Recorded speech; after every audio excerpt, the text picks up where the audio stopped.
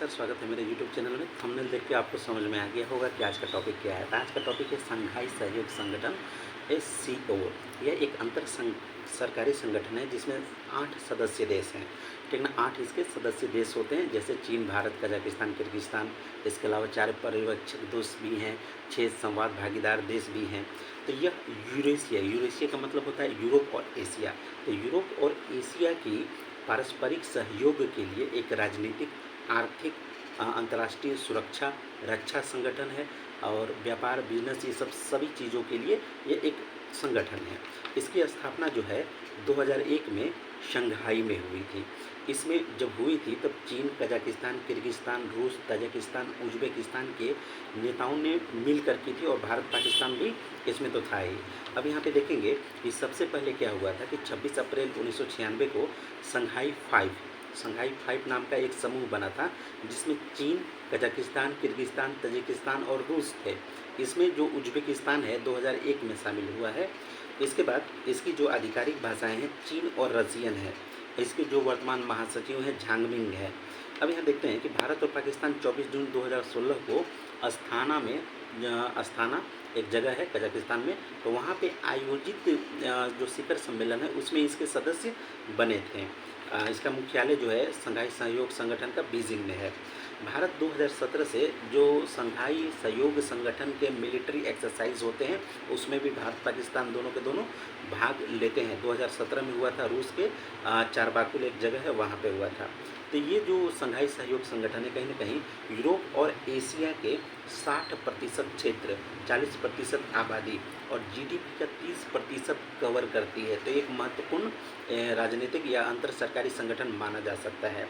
अब इसके जो वर्तमान में जो पर्यवेक्षक देश हैं उसमें सबसे बड़े हैरान करने वाली बात है कि अफ़गानिस्तान भी है, ठीक ना। तो अभी जो वर्तमान में तालिबान की जो सरकार है, ठीक ना, तो अफ़गानिस्तान भी शंघाई सहयोग संगठन के पर्यवेक्षक देश में है।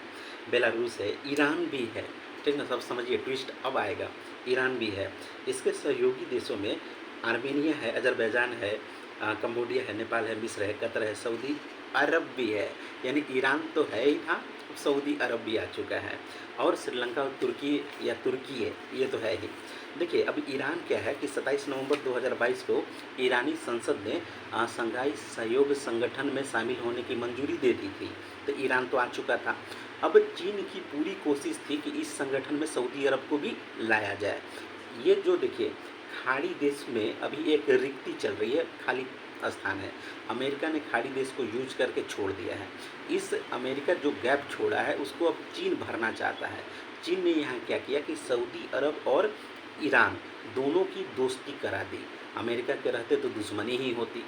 अमेरिका जब तक था तब तक अमेरिकी की पूरी कोशिश थी कि ईरान को बर्बाद कर दिया जाए। वो सऊदी के पाले में खड़ा था, इजराइल के पाले में था, ईरान को एज ए दुश्मन मानता था और ईरान को पूरी तरह से बर्बाद भी कर देता। लेकिन चीन के आने से क्या हुआ कि सऊदी अरब और ईरान दोनों में दोस्ती हो गई। एक शिया है, सुन्नी है, दोनों आपसी मतभेद इस वक्त दरकिनार कर रहे हैं। दोनों देशों में रियाद है, तेहरान समिट हो रहा है। इन समिट में क्या हो रहा है कि आपसी व्यापार, पारस्परिक संप्रभुता का सम्मान, समझ रहे हैं। ईरान और अगर सऊदी अरब ये बातें कह रहे हैं कि हम एक दूसरे की पारस्परिक संप्रभुता का सम्मान करेंगे तो विचारों का भी सम्मान करेंगे। ये किसकी वजह से हो रहा है? चीन की वजह से हो रहा है, ठीक है। तो ये चीज़ें आजकल चल रही हैं जो काफ़ी इंटरेस्टिंग है। और वैश्विक जो समीकरण है अब थोड़ा कुछ नए तरीके से परिवर्तन यहाँ पे दिखाई दे रहा है, ठीक है। अब यहाँ पे देखिए कि सऊदी के जो किंग हैं सलमान बिन अब्दुल अजीज़ जी, उन्होंने मेमोरेंडम ऑफ अंडरस्टैंडिंग को मंजूरी दी, जिससे सऊदी अरब जो है डायलॉग पार्टनर के रूप में शंघाई सहयोग संगठन में शामिल हो गया, ठीक ना। ये जो डायलॉग पार्टनर होता है किसी समूह में घुसने का पहला सीढ़ी होता है, ठीक ना। अभी इससे क्या है कि कई दिक्कत है। दिक्कत 2 देशों को है, पहला भारत को है, दूसरा अमेरिका को है। 2 ही लोग परेशान हैं। इसके कारण भी बता रहा हूँ। देखिए सऊदी अरब जो है एक चीन के सिद्धांत को मानता है, भारत नहीं मानता है, ठीक है। खाड़ी देशों में जो अमेरिका ने जगह छोड़ रखी है उसको भरने के लिए चीन आया है, बहुत तेज़ी से आया है, क्योंकि चीन को ऊर्जा क्षेत्र में तेल की बहुत ज़्यादा ज़रूरत है, ठीक ना।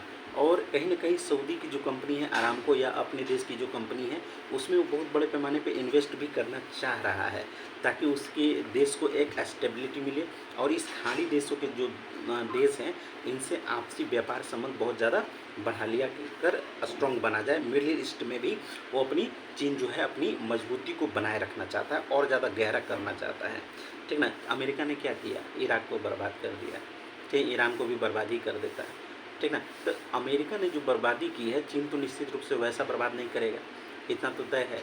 मिडिल ईस्ट में ऐसे भी डेमोक्रेसी नहीं है, चीन भी डेमोक्रेटिक जो देश है वो भी नहीं है, ठीक ना। तो अमेरिका की तरफ बर्बादी तो नहीं करे, इतना तय है। हाँ, लेकिन अपनी ज़रूरतों के लिए निश्चित रूप से पूरी तरह से मध्य है जो मिडिल ईस्ट है उसका यूज़ ज़रूर करेगा। अब यहाँ पे देखते हैं कि अब एक और चीज़ होगी। हमने आपको बताया कि भारत और ये अमेरिका, इन दोनों को क्या नुकसान है। पहला नुकसान है अमेरिका को कि उसे डर है डी डॉलराइजेशन का। डी डॉलराइजेशन का मतलब कि जब 1920 में शाह फैजल हुआ करते थे, सऊदी अरब के किंग हुआ करते थे, तो उस समय अमेरिका और सऊदी अरब के बीच एक डील हुई थी। डील ये हुई थी कि तुम जो पेट्रोलियम, उनके पास टेक्निक नहीं था शाह फैजल के पास, तो सारा टेक्नोलॉजी ये दिए थे। उन्होंने कहा जो भी पेट्रोल बिकेगा उसका डॉलर में बेचोगे और मैं तुम्हें एक तरह से सिक्योरिटी देंगे। अब आज भी जो है सऊदी, जो हाउस ऑफ सऊद हैं, जिसमें 15 से 20 हज़ार राजकुमार राजकुमारियाँ उनके परिवार हैं, तो हाउस ऑफ सऊद की सिक्योरिटी कौन देता है? अमेरिका देता है, उनके जो कमांडो है वो देते हैं। आज भी क्यों देते हैं? क्योंकि वो तेल जो व्यापार होता है वो डॉलर में होता है, ठीक ना। ये चीज़ें हैं। तो अमेरिका को डर है कि कहीं ना कहीं जिस तरह से भारत का रूपी ग्लोबल हो रहा है, इन लोग भी अपना जो दिनार विनार है ग्लोबल न कर दे, ठीक ना। तो डी डॉलराइजेशन का खतरा सबसे पहले है, ठीक है। खाड़ी देशों में अगर चीन का इस तरह से प्रभुत्व बढ़ेगा तो कहीं ना कहीं अमेरिका को, इजराइल को दिक्कत, तो बहुत बड़ी दिक्कत हो जाएगी। अब यहाँ पे देखिएगा कि भारत की समस्या क्या है कि भारत हमेशा से गुट निरपेक्ष नीति का हम लोग पालन करते आ रहे हैं। हमारी देश दोस्ती जो है अमेरिका से भी बढ़िया है, इजराइल से भी बढ़िया है, यूरोपियन कंट्री से भी बढ़िया है। रूस हमारा सदाबहार मित्र है। इधर जितने भी बड़े बड़े सम्मान हैं मोदी जी ने पूरे मिडिल ईस्ट से ले ही लिए हैं, इनसे मंदिर वहाँ भी बन रहे हैं, तो ये सब भी वहाँ पे अच्छा है। तो कहीं ना कहीं इस भारत की जो विदेश नीति है, इसकी जो संप्रभुता है, इससे कहीं ना कहीं चीन और रूस को बहुत ज़्यादा जलन होती है। हालांकि रूस ज़्यादा कुछ नहीं कहता, वो समझता है इस चीज़ को, ठीक ना, कि विदेश नीति स्वतंत्र होती है, लेकिन चीन को दिक्कत होती है। चीन बैक डोर में जो है भारत के खिलाफ उल्टा सीधा जो करना होता है करता ही है। खैर, वैश्विक समीकरण बदल रहे हैं, हाँ, लेकिन शंघाई सहयोग संगठन में इस तरह से वो अपना विस्तार तो करेगा, चीन तो छोड़ेगा ही नहीं, ठीक ना। लेकिन देखते हैं अब भविष्य में क्या वैश्विक समीकरण बदलेंगे। जैसा होगा मैं आपको खबर करता रहूँगा। लाइक कीजिए, शेयर कीजिए, सब्सक्राइब कीजिए। भारतीय विदेश नीति हो या इंटरनेशनल डिप्लोमेसी है, उसका अलग ही आनंद है। Thank you. जय हिंद, जय भारत।